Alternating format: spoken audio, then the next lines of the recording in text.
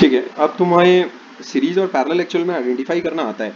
जैसे अगर तुम्हें एक नेटवर्क और रेजिस्टेंसेस अगर दे दिया जाए तो उसमें तुम ये आइडेंटिफाई कर लोगे कि सीरीज में कौन कौन से रेजिस्टेंसेस हैं, कौन कौन से रेजिस्टेंसेस हैं जो कि पैरेलल में हैं आपस में, और ऐसे कौन से रेजिस्टेंसेस जो कि नाइदर सीरीज नॉर पैरेलल में है। ठीक है क्या? ये तीनों ही केसेस हो सकते हैं, ये बात ध्यान में रखना।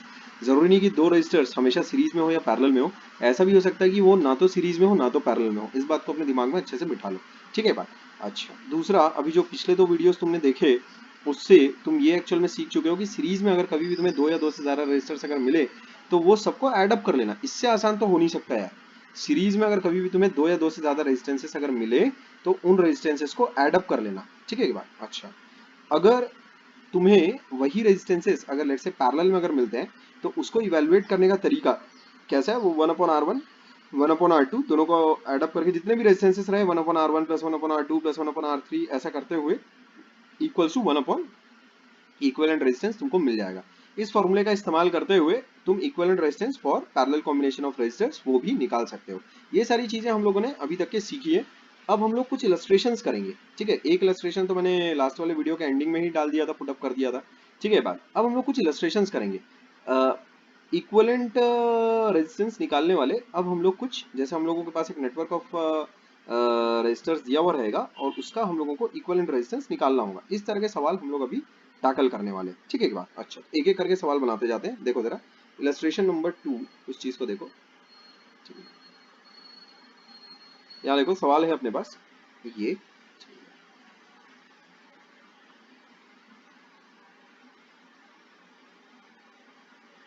ये सारे इलस्ट्रेशन पहले अपनी कॉपी में नोट डाउन कर लेना, फेयर कॉपी में जरूर होना चाहिए तुम्हारे पास। ठीक है क्या? ये 20 ओम है, ये 40 ओम है, ये तुम्हारे पास 10 ओम, ये 10 ओम, और ये है अपने पास अ, इसको 20 ओम ले लो। ठीक है, 20 ठीक है, चलो 20 ओम्स ले लो इसको। ठीक है, अच्छा उसके बाद यहाँ पर इसको कर लो 10 ओम। ठीक है, ये हो गया ए, ये हो गया बी, ऐसा ये सवाल है अपने पास। अब देखो यहाँ इसमें अगर ये वाले पॉइंट नोड्स को अगर मैं नाम अगर दे लूं, ठीक है क्या? जैसे ये वाला पॉइंट अगर ए है ना तुम्हारे पास, तो ये जो इससे जुड़ा हुआ पूरा पॉइंट है इसको तुम ए ही ले सकते हो। ठीक है क्या? ये यहाँ पर देखो भला, अब इस चीज को पहले, इस चीज को थोड़ा सा समझ लेते हैं अपन। जैसे जो पॉइंट मार्किंग करेंगे ना हम लोग सर्किट में, तो वो देखो किस बेसिस पर करेंगे। जैसे अगर मान लेते हैं तुम्हारे पास एक सर्किट है, इस चीज को थोड़ा सा ध्यान में रखना जो चीज अभी मैं तुम्हें बता रहा हूँ। जैसे पॉइंट मार्किंग जब हम लोग करते हैं तो उसमें एक पॉइंट अगर मार्क है ऑलरेडी, जैसे अगर एक ब्रांच अगर ऐसी चल रही है और कोई रजिस्टर वगैरह नहीं आया है, जैसे ये पॉइंट अगर ए है तो ये पॉइंट भी ए ही है, ये पॉइंट भी ए है, ये पॉइंट भी ए है। ठीक है बात? ऐसा तुम इसको समझ के चलना। जैसे कि अगर मैं ये बोलूँ, ऐसे मान लेते हैं जैसे सीढ़ियाँ हैं। ठीक है, ये लेट से ऐसी सीढ़ी है एक, तो अगर एक इंसान मान लेते हैं यहाँ पर ऐसे सीढ़ी पर खड़ा हुआ है। ठीक है, तो ये किस लेवल पर है? उस लेवल को अगर मैं ए बोलता हूँ तो ये भी तो वही सेम लेवल है ए, ये भी वही सेम लेवल है ए, ऐसा। ठीक है क्या बात? तो जब पॉइंट एक्चुअल में तुम मार्क करो तब उसमें जब तक एक एलिमेंट तुम्हारे पास ना आ जाए दूसरा पॉइंट उसको नाम मत देना। समझ गए? जैसे अभी देखो पॉइंट की मार्किंग मैं कैसे कर रहा हूँ यहाँ पर। यहाँ देखो, जैसे ये अगर ए मैंने मार्क किया हुआ है। ठीक है क्या? अच्छा चलो खैर अपन अपने हिसाब से अपना काम शुरू करते हैं। ठीक है क्या? ये वाली चीज, ये जो अभी मैं तुम्हें समझा रहा था, ये तुम्हें जब मैं पोटेंशियल डिफरेंस का कंसेप्ट समझाऊंगा तब उस वक्त और बेहतर तरीके से समझ में आएगा। ठीक है क्या? पॉइंट मार्किंग वाला कंसेप्ट अभी थोड़ी देर के लिए रहने दो। ठीक है क्या? फालतू में कंफ्यूज हो जाओगे, अभी ये सब रहने देते हैं। ठीक है क्या? पोटेंशियल डिफरेंस का कंसेप्ट अभी होपफुली मैं आज ही तुम्हें समझा लूंगा। ठीक है क्या? अगर वक्त बचता है अपने पास तो। अभी देखो यहाँ पर इलस्ट्रेशन नंबर 2 के लिए कैसे सवाल सॉल्व करेंगे हम लोग। यहाँ पर सबसे पहले उन रजिस्टर्स को आइडेंटिफाई करेंगे जो कि यहाँ पर सीरीज में है। सबसे पहले सीरीज वाले रजिस्टर्स को हम लोग आइडेंटिफाई करेंगे। यहाँ जैसा कि तुम देख सकते हो, ये देखो एक ब्रांच है। ठीक है, ये एक ब्रांच है। कोई तुमको दो रजिस्टर्स ऐसे मिल नहीं रहे जो इस ब्रांच में हो। कोई यहाँ भी दो रजिस्टर्स ऐसे नहीं मिल रहे जो एक ब्रांच में हो। ये देखो एक और ब्रांच है, यहाँ भी दो रजिस्टर्स ऐसे नहीं मिल रहे जो एक ब्रांच में हो। ठीक है क्या? यहाँ भी दो या दो से ज्यादा रजिस्टर्स ऐसे नहीं मिल रहे जो एक ब्रांच में है। Similar is the case here and here. ठीक है क्या? ये सारी ब्रांचेस में किसी भी एक भी ब्रांच में ऐसा नहीं है, जितनी ब्रांचेस मैंने एक्चुअली तुम बनाई है यहाँ पर बनाकर दिखाई है, 1 2 3 6 7 ब्रांचेस एक्चुअल में मैंने दिखाई है। सातों की सातों ब्रांचेस में सब में यहाँ हर ब्रांच में तुम्हारे पास किसी भी ब्रांच में दो या दो से ज्यादा रजिस्टर्स है ही नहीं, ठीक है क्या, ऐसा। तो सीरीज वाला फंडा लगाने की तो कहीं पर अपने को जरूरत दिख ही नहीं रही है, ठीक है। अब देखो जरा, ये वाला रजिस्टर और ये वाला रजिस्टर दोनों देखो इन दोनों एंड पॉइंट्स के बीच में दिखता है क्या, ये देखो इन दोनों एंड पॉइंट्स के बीच में, तो ये दोनों पैरेलल में है। अच्छा, अब ये और ये रजिस्टर्स, ये दोनों एंड पॉइंट्स के बीच में, इन पॉइंट्स को कुछ नाम दे लेते हैं अपन, मान लेते हैं सी डी और ई नाम दे लेते हैं, ऐसा, ठीक है बात। अच्छा, तो 20 ओम और 40 ओम्स यहाँ पर देख सकते हो तुम, 20 ओम और 40 ओम तुम्हारे पास सी और डी पॉइंट्स के बीच में, ठीक है। 20 ओम और 40 ओम रजिस्टर सी और डी पॉइंट्स के बीच में, दोनों पैरेलल में। और 10 ओम और 20 ओम डी और ई पॉइंट्स के बीच में, ये वाला 10 ओम्स, ठीक है क्या, ये वाला 10 ओम्स और ये वाला 20 ओम्स, ये दोनों, ये तीनों रजिस्टर्स तुम्हारे पास डी और ई पॉइंट्स के बीच में, तो ये तीनों भी आपस में पैरेलल हैं, ठीक है क्या। अच्छा, और जो बी और ई पॉइंट्स के बीच में जो एक रजिस्टर है तुम्हारे पास, एक इकलौता, ये ऐसा 10 ओम वाला, ठीक है, ये तो बेचारा ना तो किसी के साथ सीरीज में ना तो पैरेलल में। तो एक एक करके धीरे धीरे हम लोग चीजों को सिंप्लीफाई करते जाते हैं। सबसे पहले हम लोग ये देखेंगे कि कहीं कोई दो रजिस्टर सीरीज में तो नहीं है।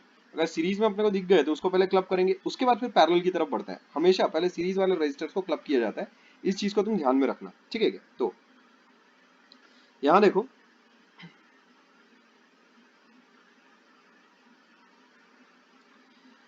सी और डी, ये सबसे पहले तो अपन नामकरण कर लेते हैं यहाँ पर रजिस्टर्स का, ठीक है। इसको R1, इसको R2 बोलो, इसको बोलो R3, यहाँ R4, इसको बोलो R5, ऐसा। तो एक बार में अगर एक ही स्टेप अगर मैं कर रहा हूँ तो यहाँ देखो R1 और R2 की जगह मैं ये लिख लेता हूँ, ये हो गया मेरे पास, इसको कर लेता हूँ अपन R6, ठीक है। इसको बोलता हूँ मैं R7, ठीक है। और ये हो गया मेरे पास पॉइंट कौन सा, ठीक है। सी लिखो या ए लिखो एक ही बात है, ठीक है। यही चीज एक्चुअल में मैं तुम्हें समझाने की कोशिश कर रहा था। यहाँ जैसे ये वाला पॉइंट अगर तुमने ए लिखा है ना, ए, तो ये वाला पॉइंट भी एक्चुअल में कायदे से ए ही है, ठीक है बात, है ना। वो तुम एक्चुअल में जब पोटेंशियल डिफरेंस वाला कंसेप्ट जब तुम सीख जाओगे तब तुम्हें समझ में आ जाएगा। जैसे मैं जो तुम्हें बता रहा हूँ उस चीज को थोड़ा सा भी दिमाग में अपने रखना। अगर मान लेते ये एक ब्रांच तुम्हारे पास चल रही है, जैसे एक रजिस्टर आ गया, तो जब तक ये, जैसे ये पॉइंट अगर तुमने ए मार्क किया तो ये पॉइंट भी ए ही है, ये भी ए है, समझे। जब तक ये कोई एलिमेंट नहीं आ रहा है ना और एक ब्रांच तुम्हारी चली जा रही है, तब तक वो पॉइंट एक्चुअल में, ये पूरा पॉइंट एक ही पॉइंट के जैसा है, ये पूरा पॉइंट, समझेगे।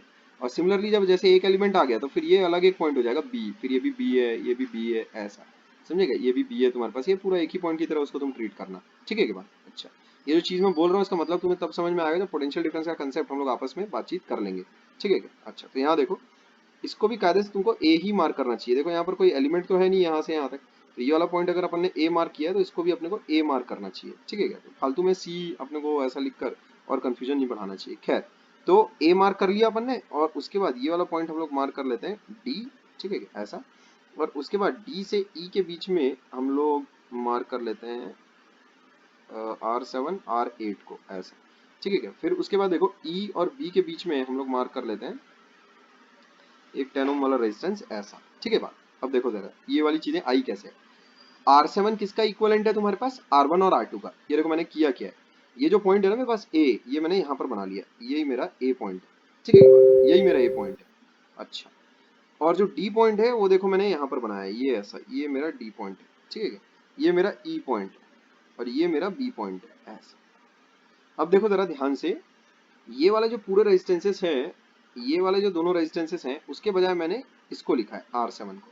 और जो ये वाले तीनों रेजिस्टेंसेस हैं मेरे पास, तीनों के तीनों पैरेलल में है डी और ई के बीच में, इसलिए मैंने डी और ई के बीच में R8 को लिखा है, ठीक है क्या।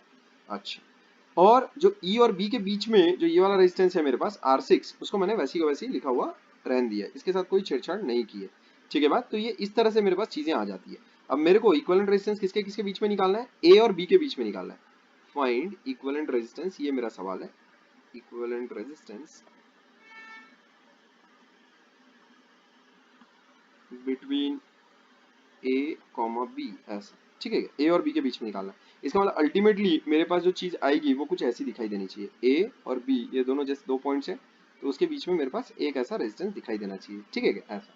मैं ये चाहता हूँ इस पूरे सिस्टम को मैं इसमें रिड्यूस कर सकूँ। तो ये देखो अपन ने शुरुआत तो कर दी है, R7 की कैलकुलेशंस कैसे दिखाओगे, देखो यहाँ पर R7 is parallel of R1 and R2, ठीक है, तो उसको ऐसे डिनोट करना, R1 पैरेलल R2 बराबर R7, ठीक है, implies that 1 upon R1 plus 1 upon R2, R1 और R2 की वैल्यूज अपन ने स्टार्टिंग डायग्राम में ही लिख रखी है, इक्वल्स टू 1 अपॉन R7। इसका मतलब 1 अपॉन R7 कितना हो जाएगा, 1 अपॉन 10 प्लस 1 अपॉन 20, ठीक है। R1 और R2 कितने कितने हैं, अच्छा 20 और 40 है, ठीक है, 20 और 40 है, ठीक है। R1 कितना है तुम्हारे पास 20 और R2 कितना है अपने पास 40। जैसे ये दोनों को क्लब करोगे कितना आ जाएगा, देखो 40 2 प्लस 1 दैट बिकम्स 3/40।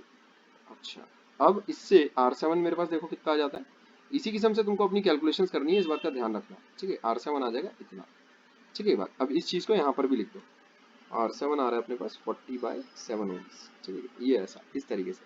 अच्छा, अब देखो R8 तुम कैसे निकालोगे, R3 R4 और R5 पैरेलल में होने की वजह से अपन ने उसका इक्विवेलेंट लिखा है R8 के फॉर्मेट में, ठीक है। तो ऐसा लिखना R3 R4 R5, ठीक है, ये तीनों के तीनों का पैरेलल कॉम्बिनेशन क्या है तुम्हारे पास, R8, ऐसा। तो इससे हम लोग क्या बोल सकते हैं, 1 upon R3 plus 1 upon R4 plus 1 upon R5 is what 1 upon R8, ठीक है बात। अच्छा, R3 R4 कितना कितना अपने पास 10 10 और था अपने पास 20, ठीक है क्या, R3 10 है, R4 10 है और R5 अपने पास 20 है, ठीक है क्या।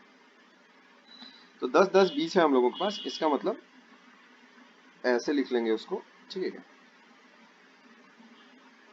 ऐसा हो जाता अपना काम। अच्छा, अब इसमें एलसीएम अगर तुम लो तो कितना बैठेगा, देखो 20 2 plus 2 plus 1 equals to 1 upon R8। अच्छा, ये चीज कितनी आ जाएगी, 5/20 इक्वल्स टू 1 अपॉन R8, ये हो गया 1 4, इसका मतलब R8 इक्वल्स टू 4 ओम्स, ठीक है, ये चीज आ जाएगी अपने पास। अच्छा, तो यहाँ देखो R8 की जगह क्या लिख लोगे तुम, ये हो जाएगा अपना 4 ओम्स, ठीक है। अपनी कॉपी को एक्चुअल में दो हिस्सों में बांटना, उसमें जो लेफ्ट हैंड साइड रहेगा कॉपी के पेज का हिस्सा बाईं तरफ वाला, उसमें तुम खाली डायग्राम बनाना, और जो राइट हैंड साइड वाला हिस्सा रहेगा उसमें तुम खाली कैलकुलेशंस करना, ठीक है बात। अच्छा, अब देखो इस सर्किट को अगर मुझे सिंप्लीफाई और करना है तो यहाँ देखो तुम, ये पूरी एक ब्रांच है, अब ये यहाँ से यहाँ ये पूरी एक ब्रांच है, ए और बी के बीच में कौन कौन से रजिस्टर्स आ रहे हैं, देखो ये हो गया ए और उसके बीच में देखो कौन कौन से रजिस्टर्स हैं, R7 है, मैं वापस से ड्रॉ कर दे रहा हूँ, ठीक है, ये हो गया 40 ओम्स, ये हो गया R8, ठीक है क्या, दिस इज 4 ओम्स, और उसके बाद तुम्हारे पास है 10 ओम्स, ये ऐसा, और ये वाला पॉइंट है मेरे पास B का, ऐसा, ये चीजें हैं बस मेरे पास, इस चीज को मैं बोल रहा हूँ R6, ऐसा। तो ये इसका इक्विवेलेंट सर्किट है, ठीक है, मैंने वापस से ड्रॉ किया है, कोई नई कैलकुलेशन नहीं की है, ठीक है क्या। R7 और R8 की जो कैलकुलेशन थी वो मैंने RHS में करके दिखाई है कि वो आई कैसे, क्योंकि वो पैरेलल थी इसीलिए मैंने उसको फॉर्मूला लगा के उसको क्लब कर लिया, उसको एक साथ कर लिया, ठीक है।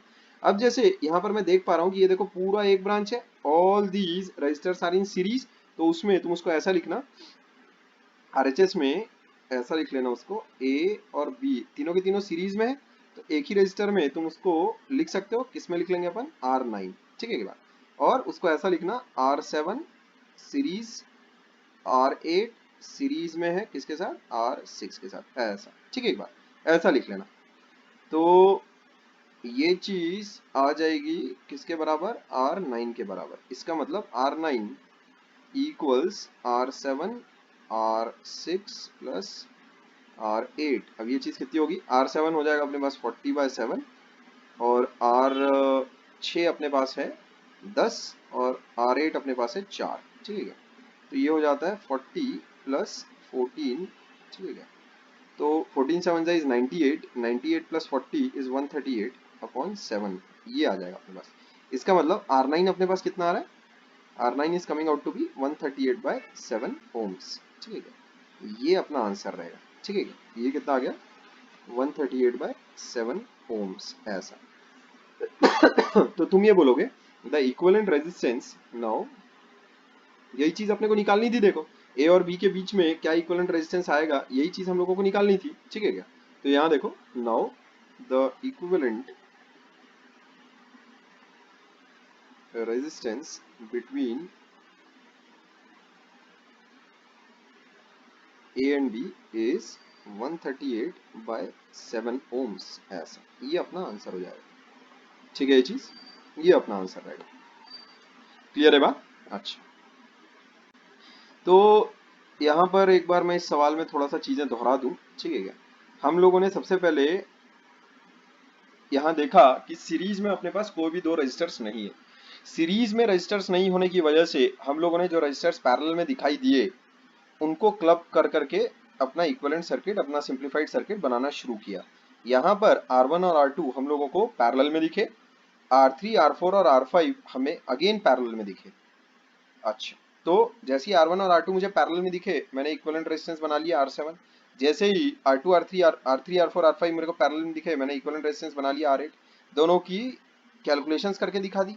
R7 इतना आ रहा था और R8 इतना आ रहा था। अच्छा, मेरी कैलकुलेशन में हो सकता है कभी सिली मिस्टेक्स वगैरह हो जाए, ऐसा नहीं कि भाई कभी मिस्टेक मैं करूंगा ही नहीं। तो उसमें तुम भी थोड़ा सा अपना पेपर पेन लेकर उसमें साथ साथ कैलकुलेशंस वगैरह किया करो, ठीक है क्या। डबल चेकिंग हो जाएगी ना उससे, तुम भी करोगे तो कैलकुलेशंस, मैं भी जैसे कर रहा हूँ तो कैलकुलेशंस, ठीक है क्या। कभी कभार हो जाता है फ्रैक्शंस में ऊपर नीचे या फिर ऐसा कुछ लिखते लिखते, ठीक है क्या। तो डबल एक बार चेकिंग रहेगी। वैसे तो मैं पूरी कोशिश करता हूँ कि अवॉइड करूँ, बट फिर भी कई कई बार यार वो चीज़ें भूल चुक में हो जाती है, ठीक है क्या। क्या है, अब देखो R7 और R8 आ जाने के बाद जैसे ही मैंने अपना सिंप्लीफाइड सर्किट बनाया, ठीक है, जैसे ही मैंने अपना सिंप्लीफाइड सर्किट ये वाला बनाया, तब मैं ऐसा देख पा रहा हूँ कि ए और बी के बीच में तीनों रेजिस्टेंस आ गए हैं मेरे पास एक ही ब्रांच में, ठीक है। ये देखो एक ब्रांच पूरी मेरे पास मस्त सी एकदम बढ़िया सी आ गई है। एक ब्रांच के जो सारे रेजिस्टेंसेस रहेंगे वो सबको तो मैं एकदम बड़ी आसानी से क्लब कर सकता हूँ। तो मैं डायरेक्टली कैसा लिखूंगा, अच्छा ये एस वस वाला सिंबल मत लगाना यार, तुम इसको डायरेक्टली लिखना R9 equals to R7 R R6 R7 और R8 ऐसा। उसमें ब्रैकेट में ऐसा लिख देना सीरीज कॉम्बिनेशन ऐसा। और यहाँ पर भी स्टेटमेंट में ऐसा मत लिखना R1 पैरेलल टू R2, इसमें ऐसा लिखना, ये वाला स्टेटमेंट लिखना, उसके ब्रैकेट में लिख देना पैरेलल कॉम्बिनेशन, ठीक है बात, पैरेलल कॉम्बिनेशन, इस चीज को लिखना तुम, ठीक है बात। अच्छा, यहाँ देखो यहाँ पर भी इस चीज को लिखना और उसके ब्रैकेट में क्या लिख लेना, पैरेलल कॉम्बिनेशन लिख लेना। ये ऐसा काम कर लेना, पैरेलल कॉम्बिनेशन, ठीक है बात। अच्छा, अब देखो अगले सवाल की तरफ बढ़ते हैं हम लोग। इस सवाल को अपनी कॉपी में एज इलस्ट्रेशन लिख लेना, ठीक है। अगले सवाल की तरफ बढ़ते हैं। अगला सवाल हो जाएगा हम लोगों के पास इलस्ट्रेशन नंबर 3, ठीक है।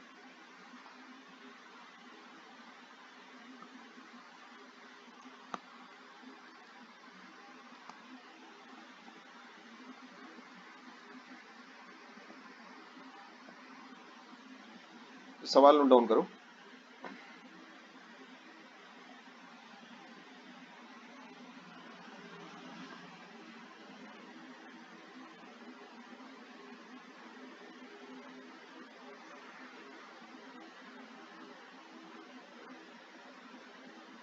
अच्छा, ए और बी के बीच में हम लोगों को इक्विवेलेंट रेजिस्टेंस निकालना है, ठीक है। ये सवाल है। अब इसमें जो वैल्यूज दी हुई है रेजिस्टेंसेस की, ये दिया 10, ये दिया 10, ये भी दिया तुम्हारे पास, ये दिया 20, ठीक है।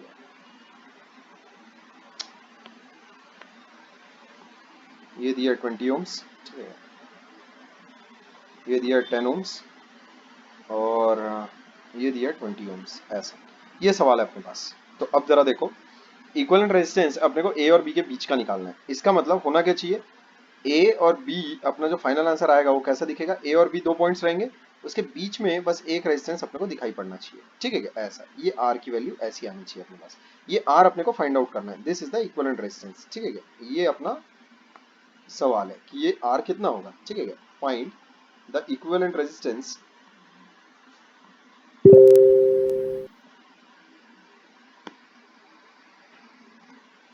इक्विवेलेंट रेजिस्टेंस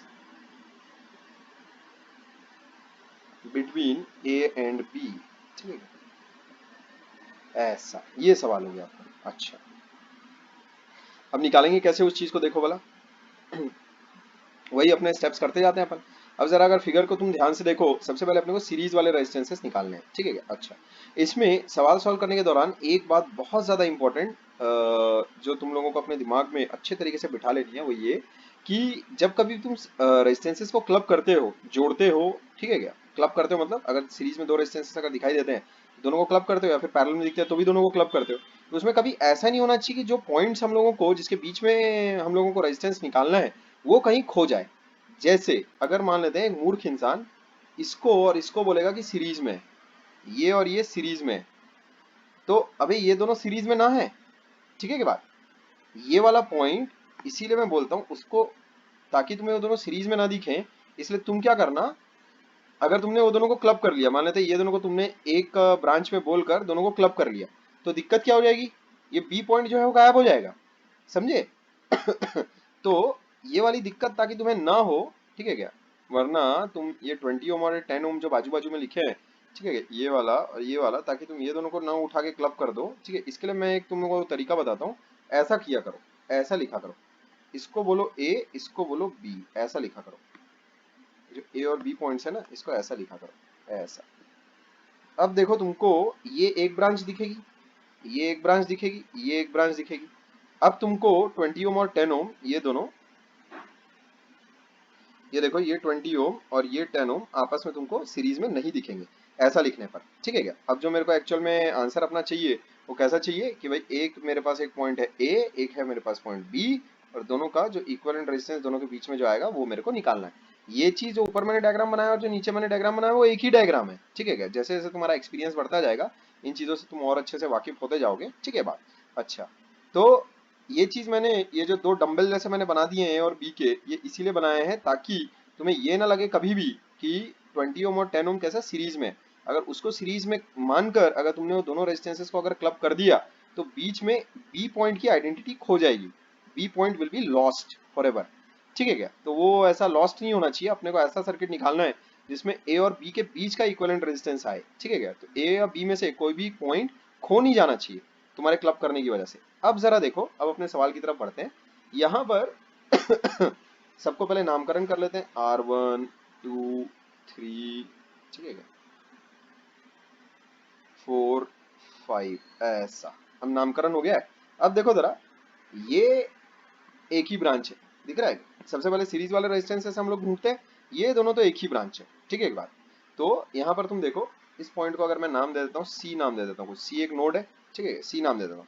तो ए और सी के बीच में देखो, ये वाला पॉइंट भी ए है, ये वाला पॉइंट भी ए है, ये वाला पॉइंट भी ए है, ये वाला पॉइंट भी ए है, ये बात ध्यान में रखना, ठीक है एक बात।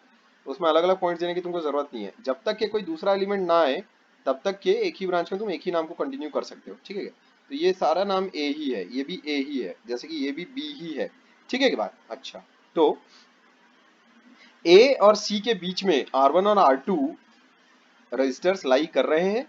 एक ही ब्रांच में दो रजिस्टर जब भी लाई करते हैं हम उन दोनों को सबसे पहले क्लब कर लेते हैं।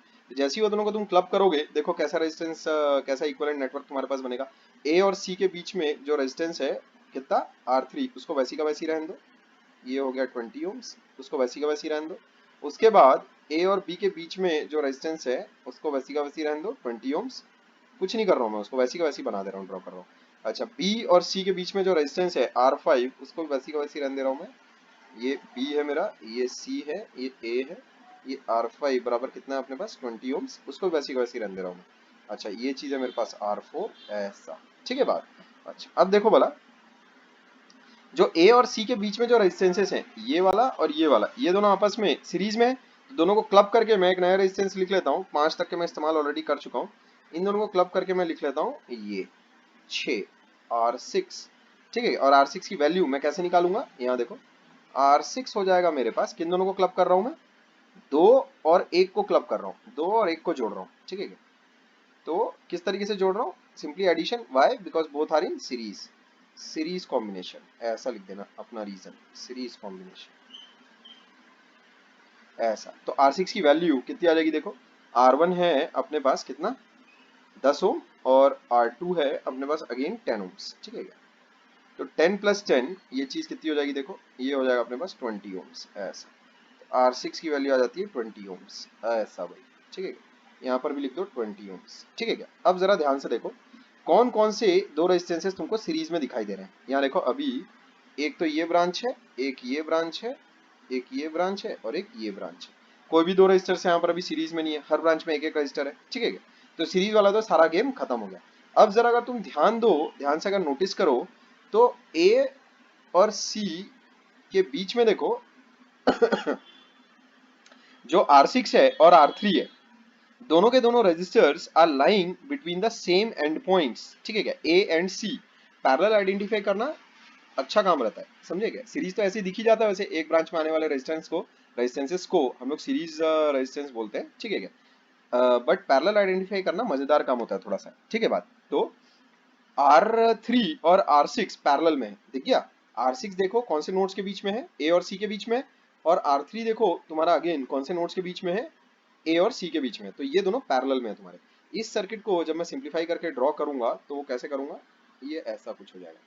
ए और सी को दोनों को अपन ने क्लब कर लिया, ठीक है क्या। अब जो ये वाला रेजिस्टेंस है और जो ये वाला रेजिस्टेंस है, ये दोनों को हटाऊंगा मैं और उसके बदले में एक रेजिस्टेंस लिख दूंगा, और वो रेजिस्टेंस हो जाएगा मेरे पास R7, ठीक है बात। वो दोनों को क्लब कर लिया मैंने। ए और बी के बीच में जो था R4 उसको वैसी का वैसी रहने दिया, और बी और सी के बीच में जो रेजिस्टेंस था R5 उसको भी मैंने वैसी का वैसी रहने दिया, ठीक है क्या। जो R7 आएगा मेरे पास उसकी वैल्यू अभी निकालनी है मेरे को। ये पॉइंट हो गया मेरे पास ए, ये पॉइंट हो गया मेरे पास बी, और ये पॉइंट हो गया मेरे पास सी, ठीक है बात। ए और सी के बीच में दो रेजिस्टेंसेस थे मेरे पास, R3 और R6, वो दोनों गायब हो गए, और उसके बदले में मेरे पास R7 आ गया। उसकी वैल्यू नहीं पता मेरे को, तो चलो आओ वैल्यू उसकी कैलकुलेट कर लेते हैं हम लोग। 20 और 20, ठीक है क्या। तो क्या लिख लोगे, 1/R7 equals to 1/R3 plus 1/R3 plus 1/R6, ठीक है बात ऐसा। और उसके ब्रैकेट में लिख लेना, ऐसा रीजंस वगैरह जरूर देना, पैरेलल कॉम्बिनेशन ऐसा, पैरेलल कॉम्बिनेशन, ठीक है बात ऐसा।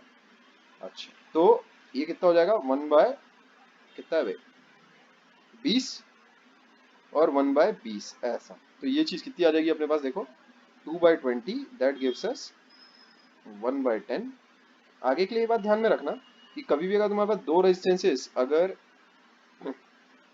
R7 की वैल्यू कितनी आ जाएगी 10 ओम, कभी भी अगर तुम्हारे सामने दो रेजिस्टेंसेस अगर ऐसे आए जिसकी वैल्यू समान हो, तो उसमें पैरेलल जो इक्विवेलेंट रेजिस्टेंस आता है वो आधा हो जाता है उसका। इस चीज को नोट डालकर लिख लेना अपनी कॉपी में। If R1 equals to R2 equals to R, then equivalent resistance, ठीक है क्या, 1/equivalent resistance equals to 1/R1 plus 1/R2। ये चीज कितनी हो जाएगी, R ऐसा। इसका मतलब ये कितना हो जाएगा, R equivalent will be equal to R/2। इस चीज को याद रखना, ठीक है बात। जैसे यहाँ देखो 20 ओम और 20 ओम का इक्विवेलेंट कितना आ रहा है अपने पास, 10 ओम आ रहा है, ठीक है बात क्या। तो यहाँ R7 की वैल्यू हम लोग यहाँ पर कितनी लिख लेंगे, ये हो जाएगा 10 ओम्स, ठीक है क्या। अब देखो जरा, ए और बी के बीच में तुमको इक्विवेलेंट रेजिस्टेंस निकालना है, ठीक है क्या बात। तो सी की आइडेंटिटी अगर लूज हो जाती है तो हो जाए, जो कि अब हो भी जाएगी अगले स्टेप में, ठीक है क्या। यहाँ देखो ये पूरा एक ब्रांच है, ए और बी की आइडेंटिटी तुमको लूज नहीं होने देनी है। ए और बी अगर खो गया तो गड़बड़ हो जाएगी। अभी जो अगला स्टेप मैं करने वाला हूँ उससे सी की आइडेंटिटी खो जाएगी, बट सी से मेरे को मतलब भी क्या है, ठीक है क्या। सी अगर जाता है तो जाए, ठीक है क्या। तो यहाँ देखो अब मेरे पास R5 और R7 सीरीज में है, तो उन दोनों को मैं क्लब करूंगा उठाकर। ए पॉइंट मैंने बना लिया, ए और बी के बीच में R4 मेरे पास बना हुआ है 20 ओम्स, ठीक है क्या। और ए और बी के बीच में एक ही ब्रांच में देखो, एक ही ब्रांच में तुम्हारे पास R7 और R5 आ रहे हैं, ठीक है क्या। और वो दोनों का कॉम्बिनेशन कितना हो जाएगा मेरे पास, R5 और R7 का कॉम्बिनेशन में लिख लेता हूँ R8। R8 मैंने अभी इवेलुएट करके नहीं दिखाया है, ठीक है, तो उसको इवेलुएट कर लेते हैं। R8 नाउ बिकम्स कितना हो जाएगा, R7 प्लस R5, और ब्रैकेट में तुम लिख लेना सीरीज कॉम्बिनेशन, ठीक है, ये लिख लेना सीरीज कॉम्बिनेशन ऐसा, ठीक है बात। अच्छा तो R7 और R5 कितना कितना है भाई, 10 और 20, ठीक है। ये चीज कितनी हो जाएगी अपने पास, 30 ओम। ये आ गया अपने पास मस्त, ठीक है बात। अच्छा अब देखो R8 को यहाँ पर लिख लो, तुम कैलकुलेट किया ना भाई, मेहनत की है तो लिख लो यहाँ पर ऐसा। अब देखो A और B ये एकदम सिंप्लीफाई होकर ऐसा हो जाएगा। देखो ये जो R4 है वो किसके किसके बीच में लाई कर रहा है, देखो A और B के बीच में लाई कर रहा है, और जो R8 है वो भी देखो A और B के बीच में लाई कर रहा है। जब कभी तुम्हारे पास दो रजिस्टर्स ऐसे हो जिनके कोने आपस में बंधे हुए हो, ठीक है क्या, जिनके एंड पॉइंट्स या जिनके जो सेम नोड्स के बीच में लाई कर रहे हो, ऐसे रजिस्टर तुम्हारे पास पैरेलल में होते हैं। तो ये पैरेलल वाली जो चीज है, देखने का जो हुनर है, ये जब तुम 100-150 सवाल बना लोगे तब अपने आप तुम्हारे अंदर ये हुनर आ जाएगा अच्छे तरीके से, ठीक है बात। अब देखो बोला क्या काम करोगे, ए और बी के बीच में अपन एक इक्विवेलेंट रेजिस्टेंस यहाँ दाग देंगे गोला, ये ऐसा R9, ये हो गया मेरे पास B ऐसा, ठीक है एक बार। अब R9 को इवेलुएट कैसे करूंगा मैं, R9 1/R9 will be equal to 1/R8 plus 1/R4, और उसमें ब्रैकेट में यहाँ पर लिख लेंगे हम लोग पैरेलल कॉम्बिनेशन, ठीक है, पैरेलल कॉम्बिनेशन, ठीक है ये चीज, ऐसे बात। अच्छा, अब इससे इवेल्युएशन करने पर 1/30 प्लस 1 कितना आ जाएगा 20, ठीक है ऐसा, ठीक है बा। ये चीज कितनी हो जाएगी देखो 60, 2 प्लस 3 ये हो जाएगा 5/60, तो ये 5 1 और 12 आ जाएगा, यानी कितना हो गया 1/12 ऐसा। इसका मतलब R9 अपने पास कितना आ रहा है 12 ओम ऐसा, ठीक है बात। अच्छा, तो अब हम लोग फाइनली अपना आंसर क्या लिख लेंगे, देखो ए और बी के बीच में इक्विवेलेंट रेजिस्टेंस आ गया हम लोगों के पास, यही हम लोगों का आंसर होगा, ठीक है। तो इसका फाइनल आंसर भी हम लोग लिख लेते हैं। Now equivalent resistance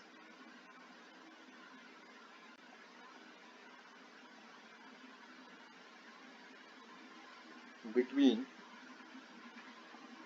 A B is 12 ohms, ठीक है। इस चीज को अपना आंसर बना लेते हैं अपन, ठीक है बात।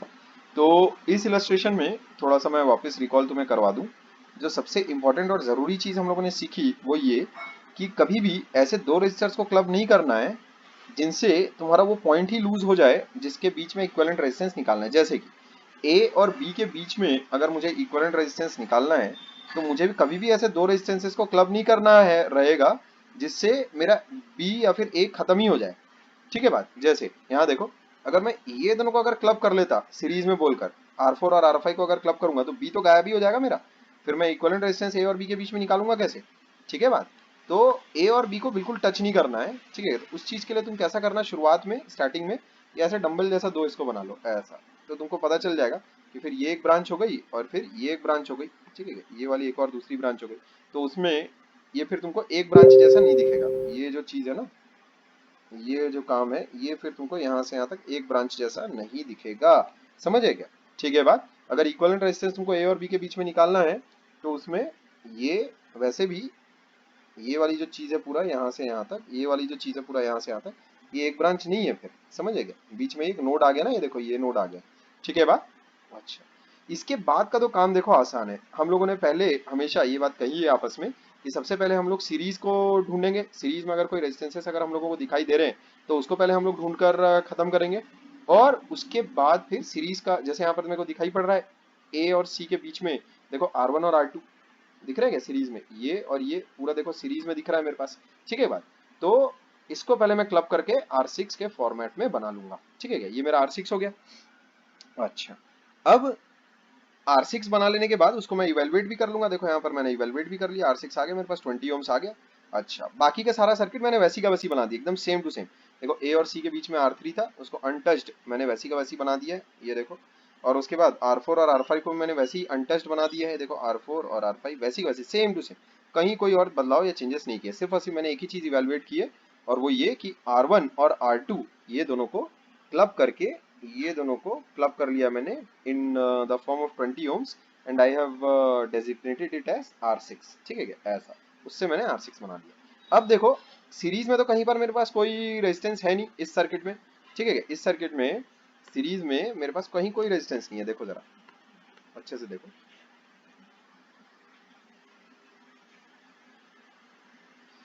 ये ऐसा हो जाएगा, ठीक है। अब जरा ध्यान से देखो कितनी ब्रांचेस है अपने पास, देखो एक ब्रांच ये, एक ब्रांच ये, एक ब्रांच ये और एक ब्रांच ये, ठीक है बात। इसमें कहीं भी किसी भी ब्रांच में तुमको दो रजिस्टर दिखाई दे रहे हैं क्या, हैं, दो से ज्यादा छोड़ो, दो भी दिखाई दे रहे हैं क्या, नहीं दे रहे हैं, इसका मतलब सीरीज का तो यहाँ पर कहीं कोई स्कोप नहीं है, लेकिन पैरेलल का स्कोप है।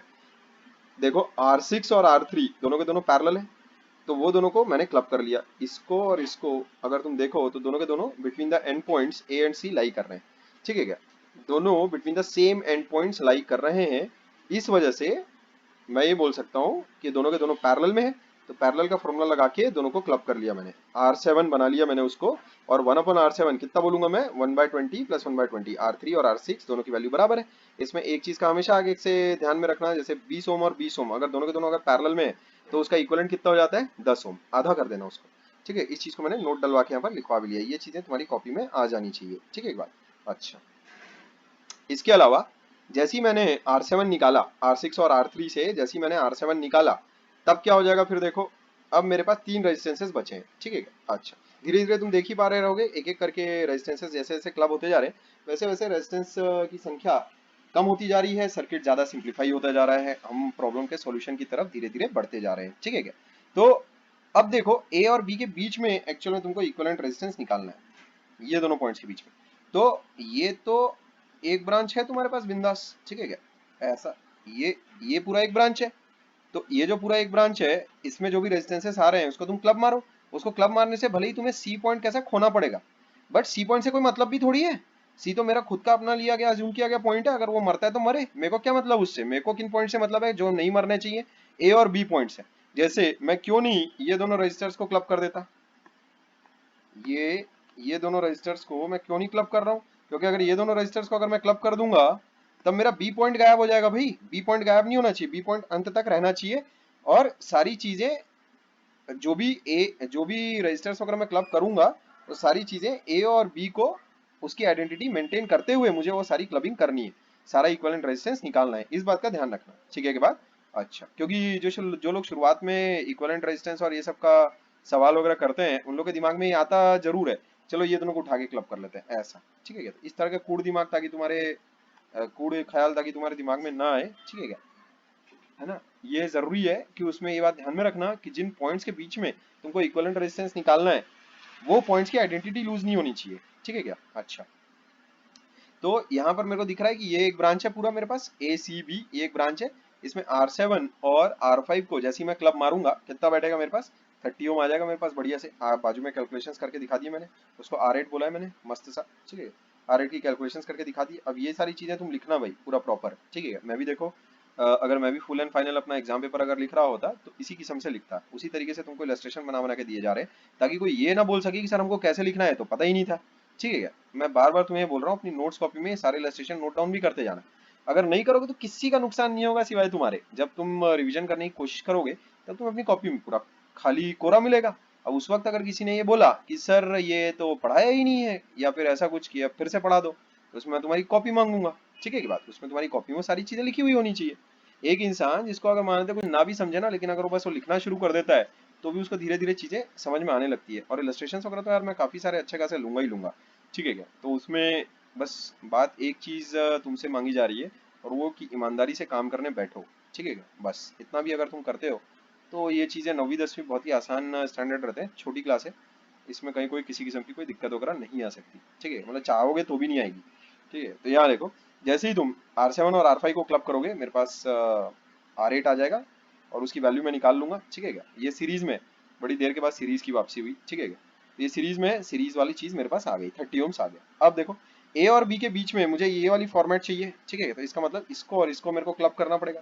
तो जैसे ही मैंने ये दोनों को क्लब किया, दोनों पैरेलल में ना, जैसे ही मैंने दोनों को क्लब किया मेरे पास कितना आ जाएगा, 12 ओम आ गया मेरे पास, ठीक है क्या। तो R9 की वैल्यू कितनी आ जाती है मेरे पास, 12 ओम।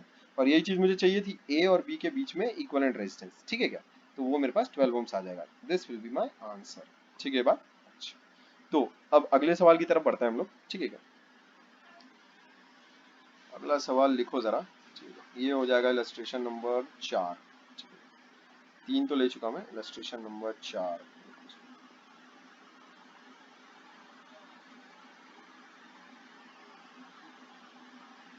अच्छा चलो, अब यहाँ देखो, लेट्स से अपने पास एक ऐसा सवाल है, ठीक है।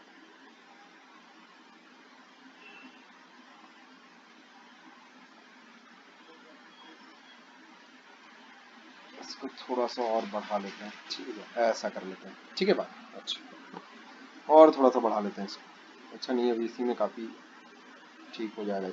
लेट्स से ये R1 हो गया 10 ओम, ये R2 हो गया 10 ओम्स, ठीक है बात। ये R3 हो गया 20 ओम्स। ये नामकरण एक्चुअल में मैं कर रहा हूँ, ठीक है क्या। 10 ओम, ये हो गया R5 बराबर 20 ओम्स, ठीक है बात। ये हो गया 10 ओम्स और ये हो गया 20 ओम्स, ठीक है। अच्छा, अभी हमें इक्विवेलेंट रेजिस्टेंस निकालना है बिटवीन दीज टू पॉइंट्स, ठीक है। बिटवीन दीज टू पॉइंट्स हमें इक्विवेलेंट रेजिस्टेंस निकालना है। इसका मतलब मैं ये चाहता हूँ कि इस पूरे सर्किट को इस तरीके से रिड्यूस कर सकूं, ये ए, ये बी, और उसके बीच में एक इक्विवेलेंट रेजिस्टेंस ऐसा आर, और आर की वैल्यू मेरे को फाइंड आउट करनी है, बस इतना सा काम है, समझ गए। अच्छा, अब देखो भाई कैसे क्या काम करना पड़ेगा। तो यहाँ देखो, पहले तो अगर मैं इस पॉइंट को सी बोल लेता हूँ, ठीक है क्या, इस पॉइंट को डी बोल लेता हूँ, तो देखो ये चीज एक ब्रांच में तुमको दिखनी चाहिए, ठीक है क्या। ये दिख रहा है एक ब्रांच में आने वाले रेजिस्टेंसेस। और सबसे पहले हमेशा अपने को सीरीज वाले जो रेजिस्टेंसेस रहते हैं उसको आइडेंटिफाई करना रहता है, ये बात हमेशा ध्यान में रखना, ठीक है एक बात। अच्छा, तो यहीं से अपन अपना काम शुरू करते हैं। अब तक है तो मेरे ख्याल में लिखने के फॉर्मेट से तुम भली भांति परिचित हो गए होगे, ठीक है क्या। तो फटाफट लिखने का काम शुरू किया जाए, ठीक है क्या। इस सर्किट का इक्विवेलेंट सर्किट ऐसे बना लेते हैं अपन, ए और बी के बीच में इसको ऐसी ऐसी बना लो, ठीक है क्या। बाकी का सारा सर्किट तो वैसे का वैसे ही अपने को ड्रॉ करना है, बस R1 और R2 को क्लब कर लेना है। डी और बी के बीच में ये हो गया अपने पास कितना 20 ओम्स, ठीक है ऐसा। और डी और सी के बीच में हो जाएगा अपने पास कितना हो जाएगा भाई 10 ओम्स, ठीक है। बी और सी के बीच में हो जाएगा अपने पास 20 ओम्स। अच्छा सी ये ऐसा, अब इसको ऐसा लिख लेते हैं अपन, ये ऐसा अपन ने दोनों रेजिस्टेंसेस को क्लब कर लिया। अच्छा कहाँ तक के अपन ने रेजिस्टेंसेस का इस्तेमाल किया, R5, इसको R6 R7 ऐसा ले लो, R6 R7, ठीक है ऐसा लिख लेते हैं इसको। अच्छा तो ये दोनों रेजिस्टेंसेस को क्लब करने के बाद मैं इसको लिख लेता हूँ R8, ठीक है क्या। अच्छा अब देखो ये है मेरे पास 20 ओम्स, ठीक है 20 ओम्स है। ये कितना है अपने पास R6, और ये है मेरे पास 5 4, ये है मेरे पास R4, ये है मेरे पास R5 ऐसा, और जो 20 ओम्स है वो है मेरे पास R3 ऐसा, ठीक है बात ओके।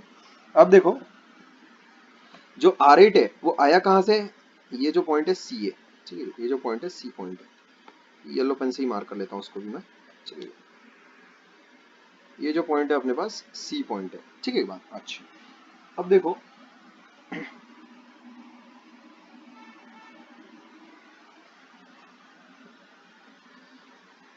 जो हम लोगों के पास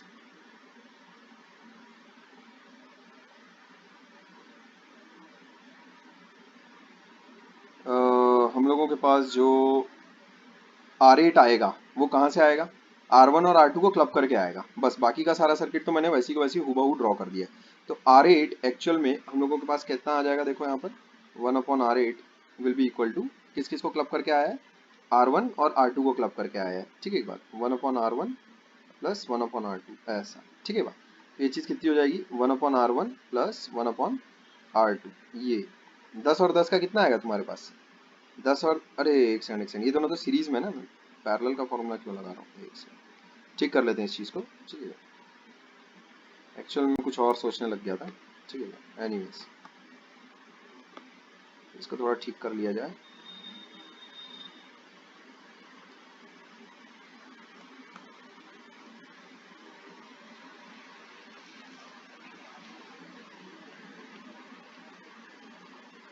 देखो यहाँ पर R1 और R2 तुम्हारे पास सीरीज में, दोनों को तुम क्लब करोगे उससे क्या आ रहा है अपने पास R8, ठीक है क्या। तो R8 बराबर हो जाएगा हमारे पास R1 और R2, R1 कितना है 10 है, R2 भी तुम्हारे पास 10 है, तो ये चीज़ हो जाती है 20 ओम्स। इसके बाजू में तुम यहाँ पर लिख देना सीरीज कॉम्बिनेशन, ठीक है क्या, ये ऐसा लिख लेना, ये ऐसा कर लेना, ठीक है एक बात। अच्छा अब जरा तुम देखो जो R8 है, R8 जो है और R3 है, ये दोनों आपस में पैरेलल में है, दिख रहा है क्या, मैंने डायग्राम थोड़ा ज्यादा ही छोटा बना दिया है। R8 और R3 दोनों आपस में पैरेलल है, why, because R8 is also lying between the end points B and C, B for ball है ना, C for cat, B and C, और R3 जो रजिस्टर है मेरा वो भी that register is also lying between the points B and C, ठीक है बात। तो ये दोनों रेजिस्टेंसेस मेरे पास पैरेलल में, ये और ये दोनों मेरे पास पैरेलल में, तो ये दोनों को अगर मैं क्लब करूंगा तो देखो मेरे पास क्या चीज क्रिएट हो जाएगी। बाकी सारा का सारा सर्किट तो वैसी का वैसी बना दो, ए बी, ठीक है एक बार ये ऐसा हो गया बी, ठीक है ये हो जाएगा डी से सी। और जब R8 और R3 को मैं क्लब करूंगा यानी दोनों रेजिस्टेंसेस जो मेरे पास B और C के बीच में है, तो मैं एक ही रेजिस्टेंस बनाऊंगा फिर B और C के बीच में, ठीक है एक बार। अच्छा B और C का जो बीच में जो रेजिस्टेंस आएगा उसको मैं बोल देता हूँ R9, ठीक है। बाकी सब कुछ वैसी का वैसे ही लिख दो, ठीक है ये ऐसा हो गया, ये ऐसा हो गया, और ये हो गया ऐसा, ठीक है। ठीक है। अच्छा, R9 की वैल्यू अगर मुझे निकालनी है, कैसे निकालूंगा मैं? R9 आया कैसे है? By parallel combination of R3 and R8। ठीक है क्या? तो 1/R9 equals to 1/R3 plus 1/R8, और उसके ब्रैकेट में तुम लिख देना। ऐसा फॉर्मूला तुम क्यों लगा रहे हो? Because they are in parallel. ठीक है, पैरेलल कॉम्बिनेशन का फॉर्मूला हम लोगों ने लगाया है, ठीक है, R9 को निकालने के लिए। ठीक है बात? अच्छा, तो 1/R3, R3 कितना हो जाएगा हम लोगों के पास? 20, और 1/R8, R8 कितना हो जाएगा हम लोगों के पास? अगेन 1/20। ऐसे ये चीज कितनी आ जाएगी? 2/20। इसका मतलब ये चीज आ रही है अपने पास 1/10। इसका मतलब R9 की जो वैल्यू होगी दैट बिकम्स 10 ओम्स। ठीक है, ये चीज आ जाएगी अपने पास। अच्छा, यानी ये कितना आ गया अपने पास? 10 ओम्स। ठीक है, अब तुम देखो, अगर ए और बी के बीच में मुझे इक्विवेलेंट रेजिस्टेंस निकालना है, ठीक है, ए और बी के बीच में मुझे इक्विवेलेंट रेजिस्टेंस निकालना है, तो यहाँ देखो ये एक ब्रांच में आ रहे हैं। कौन कौन से रजिस्टर्स एक ब्रांच में आ रहे हैं? R4 और R9 तुम्हारे पास एक ही ब्रांच में आ रहे हैं। ठीक है बात? तो मैं क्या करूंगा, वो दोनों को क्लब कर लेते हैं। ठीक है, सीरीज में है ना वो दोनों, तो इक्विवेलेंट सर्किट जब तुम बनाओगे तो बी सी डी वाली ब्रांच, वो पूरा का पूरा एक ब्रांच है, उस एक ब्रांच में दो रेजिस्टेंसेस आ रहे हैं।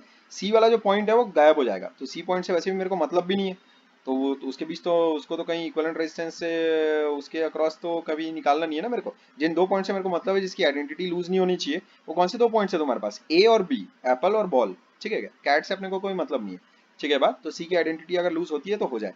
ये जो ऊपर मैंने ब्रांच मार्क करके दिखाई है, ठीक है, ये वाली ब्रांच, यहाँ देखो, ये वाली जो ब्रांच है, ये तुम्हारे पास ये जो ब्रांच है, ये ब्रांच को अब मैं क्लब कर रहा हूँ। ठीक है क्या? तो देखो कैसे लिखूंगा मैं, बी और डी के बीच में एक तो बन जाएगा मेरे पास R5। ठीक है क्या? ये है अपने पास 20 ओम्स, और दूसरा ये मैं लगा लेता हूँ क्लब करके, ये इसको मैं लिख लेता हूँ R10। R10 की वैल्यू अभी मेरे को नहीं पता, बाकी का सारा वैसी का वैसी बना देता हूँ। ठीक है क्या? ये हो जाएगा R7 बराबर 20 ओम, और ये हो जाएगा R6 बराबर 10 ओम्स। ठीक है क्या? ऐसा ये पॉइंट हो जाएगा ए, ये पॉइंट हो जाएगा अपने पास बी। ठीक है क्या? अच्छा, सी गायब हो गया अब मेरे पास। ठीक है क्या? डी अभी भी मेंटेन्ड है, ये पॉइंट है मेरे पास डी। ठीक है क्या? R10 कैसे आया है? R10 हैज कम ऑफ, ठीक है क्या, by replacing these two registers. इन दोनों रजिस्टर्स को, दोनों रजिस्टर सीरीज में थे, तो दोनों को मैंने क्लब किया सीरीज में। फॉर्मूला क्या रहता है तुम्हारे पास? R10 की वैल्यू कितनी लिख लोगे तुम? R4 plus R9। R4 की वैल्यू कितनी हो जाएगी बोलो? 10, और R9 की हो जाएगी तुम्हारे पास 10। इन चीजों को तुम्हें लिख लिख कर बार बार देखना पड़ेगा। ठीक है क्या? तो R10 की वैल्यू तुम्हारे पास हो जाती है 20 ओम्स। ठीक है क्या? R10 becomes 20 ohms. ठीक है, अच्छा अब देखो जरा, जो B और D पॉइंट्स हैं, ठीक है, यहीं पर लिख लेते हैं इसको 20 ओम्स, ये ऐसा आ गया। ठीक है मेरे पास? अच्छा बढ़िया, देखो जो तुम्हारे पास 20 ओम वाला रजिस्टर है, वो देखो इन दो पॉइंट्स के बीच में, D और B पॉइंट्स के बीच में। अब तक तो तुम्हें समझ में आ गया होगा कि मैं क्या करने वाला हूँ। और जो तुम्हारे पास R10 वाला रजिस्टर है, वो भी देखो इन्हीं दोनों पॉइंट्स के बीच में, B और D पॉइंट्स के बीच में। ठीक है क्या? जो ये वाले दोनों एंड पॉइंट्स हैं, ठीक है क्या, ये वाला पॉइंट और ये वाला पॉइंट, वो दोनों के लिए कॉमन है। R10 और R5 दोनों के लिए कॉमन है। तो ये वाला रजिस्टर और ये वाला रजिस्टर कायदे से पैरेलल में है। ठीक है क्या? तो वो दोनों को अगर मैं रिप्लेस करता हूँ, तो देखो मेरे पास क्या चीज आएगी। इक्विवेलेंट डायग्राम मैं कैसे बनाऊंगा? ए से डी तो ऐसी का ऐसी बना दूंगा। ठीक है क्या? ए से बी भी मैं वैसी का वैसी बना दूंगा, और बी से डी दो रजिस्टर्स हैं मेरे पास, बी और डी। ठीक है क्या? बी, R5 बी और डी के बीच में लाई कर रहा है, और R10 भी बी और डी के बीच में लाई कर रहा है, बॉल और डॉगी। ठीक है क्या? R5 और R10 दोनों के दोनों मेरे बी और डी के बीच में लाई कर रहे हैं। तो बी और डी के बीच में R5 और R10 का मैं इक्विवेलेंट रेजिस्टेंस बोल देता हूँ R11। वो मेरे को पता नहीं है कि कितना है। ठीक है क्या? अच्छा, उसको इवेलुएट कर लेते हैं। पैरेलल में है ना R5 और R10 दोनों के दोनों। ठीक है क्या? और उसका पैरेलल कॉम्बिनेशन का इक्विवेलेंट रेजिस्टेंस मैंने कितना लिखा है? 11 को, R11। ठीक है क्या? R5 और R10 दोनों पैरेलल में, उसको ऐसा लिख लेते हैं अपन, पैरेलल कॉम्बिनेशन। ठीक बात? अच्छा, अब R11 की वैल्यू इवेलुएट कर लेते हैं, कितनी आनी है ये भी अपने को पता है, 20 और 20 है तो 10 आ जाएगा।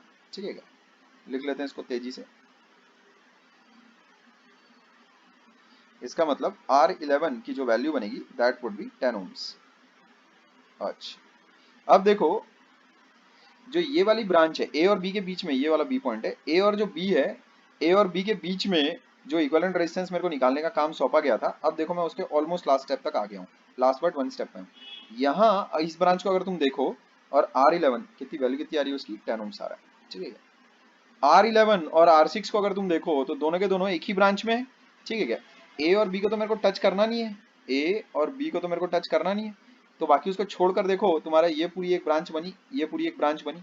इस ब्रांच में दो रजिस्टर्स हैं R6 और R11, ये दोनों को अगर तुम क्लब करोगे तो देखो अपने पास क्या आएगा, R6 और R11 क्लब होकर मान लेते हैं R12 बन गए, ठीक है क्या। R7 को मैं वैसी के वैसी लिख देता हूँ,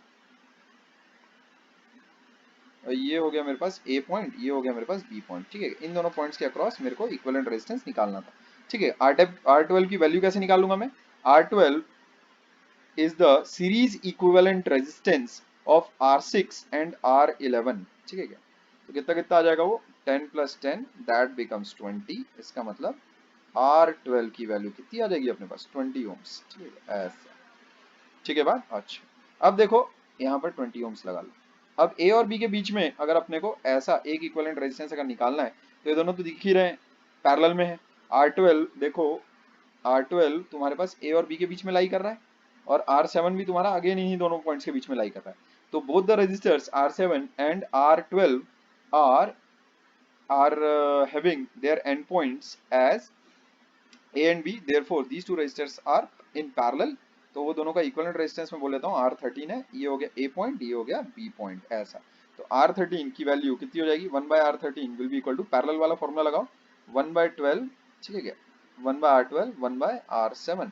तो ये 1/20 1/20 कितना आ जाएगा अपने पास, ठीक है 10 आना है अपने को, तो आंसर तो पता ही है, ठीक है क्या, क्योंकि सवाल मैंने ही बनाया है ठीक है क्या, 2/20 ये चीज कितनी आ जाएगी, इसका मतलब R13 now comes out to be 10 ohms ऐसा, ठीक है। This is our answer.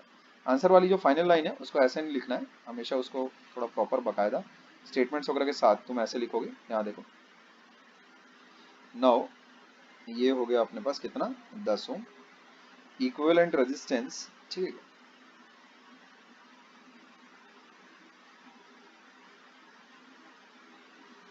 Between A and B is 10 ohms, ठीक है, ये आंसर आ जाएगा, ठीक है बात ऐसा,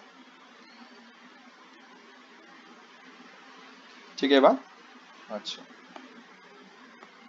ठीक है, तो इस सवाल में अगेन जो हम लोगों के की गाइडलाइंस हैं जिससे हम लोग इक्विवेलेंट रेजिस्टेंस का सवाल सॉल्व करते हैं वो क्या है।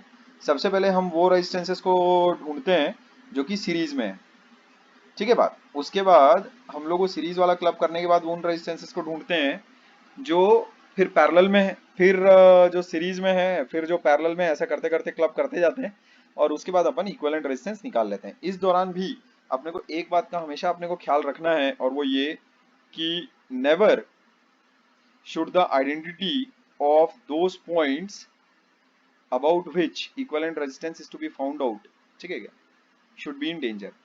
उन पॉइंट्स की आइडेंटिटी जिसके अबाउट इक्विवेलेंट रेजिस्टेंस निकाला जाना है, in this case the points A and B, ठीक है बात। इन पॉइंट्स की आइडेंटिटी कभी भी तुम्हारे दो रेजिस्टर्स को क्लब करने से खतरे में नहीं आनी चाहिए, ठीक है बात। तो इसको ऐसा अगर तुम ड्रॉ कर लो ना, शुरुआत शुरुआत में कुछ लोग ऐसा इसको ड्रॉ कर लेते हैं इक्विवेलेंट रेजिस्टेंस निकालने के पहले, ठीक है क्या, ताकि वो लोग उसको कभी ऐसा ना कर दें कि इसको एक ब्रांच में मानकर ऐसा क्लबिंग वगैरह कर लें, ठीक है क्या, ये वाली चीज नहीं करनी है तुमको, ठीक है बात। अच्छा तो ये इलस्ट्रेशन बना लेने के बाद मुझे ऐसा लगता है कि तुम सीरीज और पैरेलल के अगर तुम्हें इक्विवेलेंट रेजिस्टेंस निकालने का अगर सवाल अगर दिया जाए तो वो तुम कर लोगे, ठीक है क्या बात। अब इसमें कुछ जैसे बातें हैं, ठीक है क्या, कुछ नोट्स हैं जो कि मुझे तुम्हें देने थे एक्चुअल में, ठीक है क्या, उसको देख लो। जैसे अगर अपने पास दो रेजिस्टेंसेस हैं, ठीक है, R1 और R2, तो ये बात ध्यान में रखना, जैसे इस चीजों को नोट डालकर लिख लो। पहला point, the equivalent resistance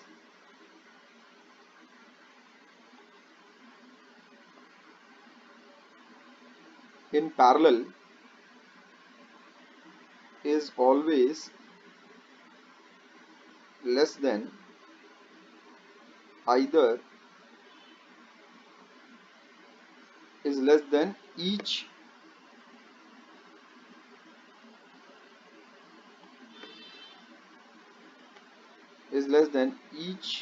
one of the individual resistances। इस चीज का मतलब क्या है, उस चीज को देख लेते हैं थोड़ा। मतलब जैसे अगर मेरे पास मान लेते हैं R1 और R2 दो रेजिस्टेंसेस हैं,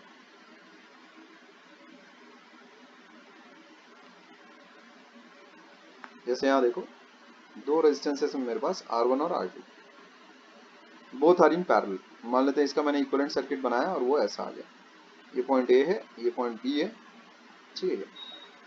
उसका मैंने इक्विवेलेंट सर्किट बनाया और उसका जो इक्विवेलेंट रेजिस्टेंस आया वो मान लेते हैं R आ गया। Then R is less than each one of these two resistances. मतलब इक्विवेलेंट रेजिस्टेंस जब आता है ना, तो वो हर छोटे, जो सबसे छोटा जो इंडिविजुअल रेजिस्टेंस रहेगा उससे भी छोटा रहेगा। जैसे मान लेते हैं अगर तुमने 10 ओम का एक रेजिस्टर लिया, एक रेजिस्टर मान लेते हैं लिया 20 ओम का, एक रेजिस्टेंस मान लेते हैं लिया तुमने 5 ओम का तो यहाँ ये चीज तुमको दिखाई पड़ रही है, ये ए है, ये बी है, ठीक है क्या। तो यहाँ पर तीनों के तीनों रेजिस्टर्स आपस में पैरेलल में। इस बात का ध्यान रखना कि ये वाला पॉइंट भी ए है, ये वाला पॉइंट भी ए है और ये वाला पॉइंट भी ए है। मैंने तुमको बताया था अच्छे तरीके से कि जब तक कि तुम्हारे पास कोई दूसरा एलिमेंट ना आए